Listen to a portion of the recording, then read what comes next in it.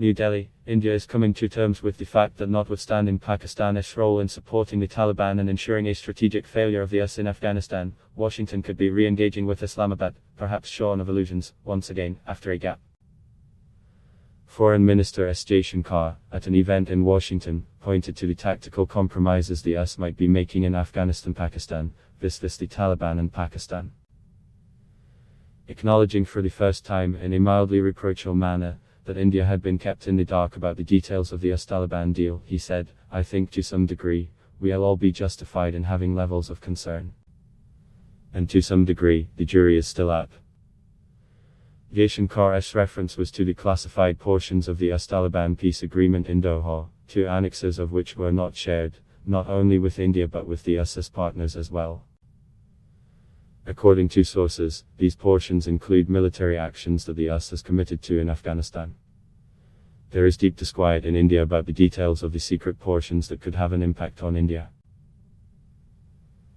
There were commitments which were made by the Taliban at Doha.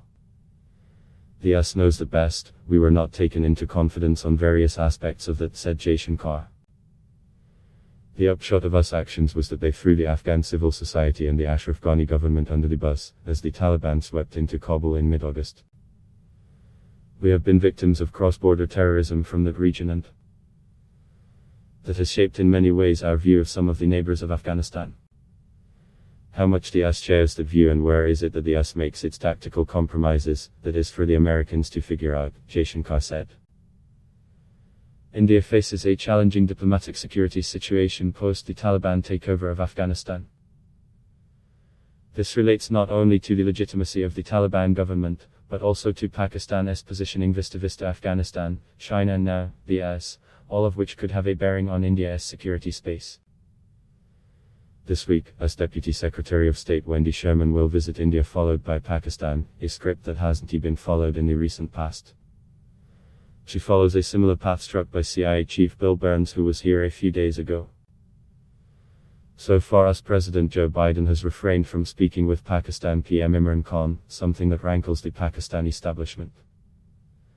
For the present, US officials have indicated this would involve evacuations, but sections in the Indian establishment feel that given US intelligence vulnerabilities in Afghanistan, Pakistan, the US-Pakistan engagement may grow. However, there is a growing clamor in Washington to call Pakistan out for its role, with a new bill introduced in the US Congress that directly mentions Pakistan and seeks an assessment of support by state and non-state actors, including the government of Pakistan, for the Taliban between 2001 and 2020. Top security sources in the Indian government are convinced the Afghanistan situation will get considerably worse, certainly for the country's civil society.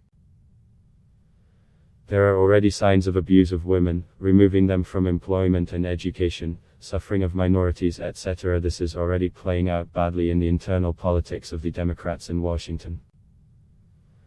First, a realization that the main reason the Afghanistan government folded as it did was that there was virtually no space for it in the Doha deal.